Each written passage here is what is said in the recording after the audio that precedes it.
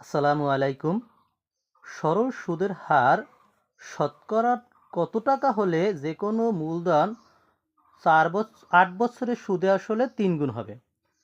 ভাই এই অঙ্কটা বিগত অনেক বছর পরীক্ষা আসছে, যেমন দশম বিসিএস আসছে, তারপরে স্যাট মুদ্রাক্ষরিক কম্পিউটার অপারেটর আসছে, 16তম শিক্ষক প্রশিক্ষণ প্রভাষক কলেজে আসছে।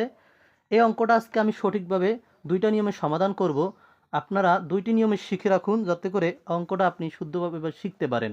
ধরি মূলধন 100 টাকা, যেহেতু বলছে সুদে আসলে মূলধন 3 গুণ হবে, সুতরাং সুদ যোগ আসল অর্থাৎ মূলধন 100 টাকা 3 গুণ হবে মানে 3 দিয়ে গুণ, তার মানে 300 টাকা।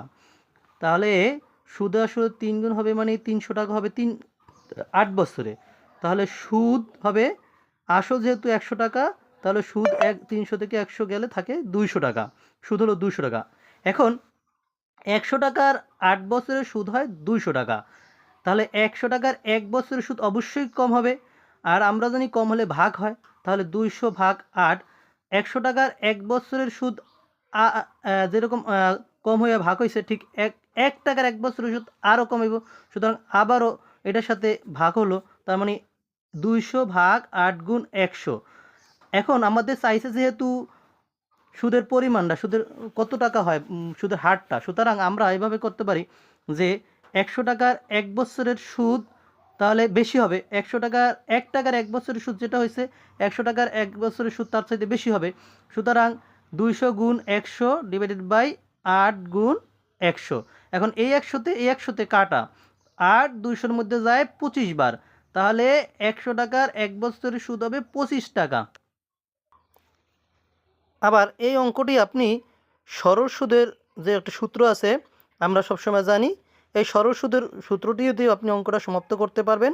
সরল সুদের সূত্রটা হচ্ছে আই সমান সমান পি আর এন। আই সমান সমান পি আর এন এর সূত্র দিয়েও আপনি অঙ্কটা সমাপ্ত করতে পারেন। যেমন আইয়ের মান আছে আমাদের দেওয়া, সুদ মানে 200 টাকা, আই সমান সমান মুনাফা বা সুদ। সুতরাং আই সমান সমান 200 টাকা, 200 টাকা সমান সমান পি। পি আমাদের মূলধন আমরা ধরছিলাম 100 টাকা, দেখতে পাচ্ছেন 100 টাকা। সুতরাং পি সমান সমান 100 টাকা গুণ আর, এই সূত্রের আর, গুণ এন মানে সময়। এন আমাদের দেওয়া আছে 8 বছর, সুতরাং এন মানে হচ্ছে সময় 8। এখন বা এই 200 আমরা জানি এই পাশে যেটা সমান সমান, এই পাশে যেটা গুণ অবস্থা থাকে, এই পাশে এসে সেটা ভাগ অবস্থা হয়ে যায়। সুতরাং 100 আর এই 8 হচ্ছে এই আরের সাথে গুণ অবস্থায় আছে, এই পাশে এসে 8 আর 100 ভাগ অবস্থা হয়ে গেল। আর এর আর পার্সেন্টেজের কারণে, আর সমান সমান রেট অফ মূলধন মানে সুদের পার্সেন্টেজের কারণে আর এর মানে আমরা এখানে 100 টাকা 100 দিলাম। এখন এই 100তে কাটা, এই 100তে কাটা থাকে 8, উপরে থাকে 200। 8 200-র মধ্যে যা হচ্ছে আমাদের 25 বার, অর্থাৎ 25 সমান সমান আর, তার মানে হচ্ছে সুদের হার 25 টাকা।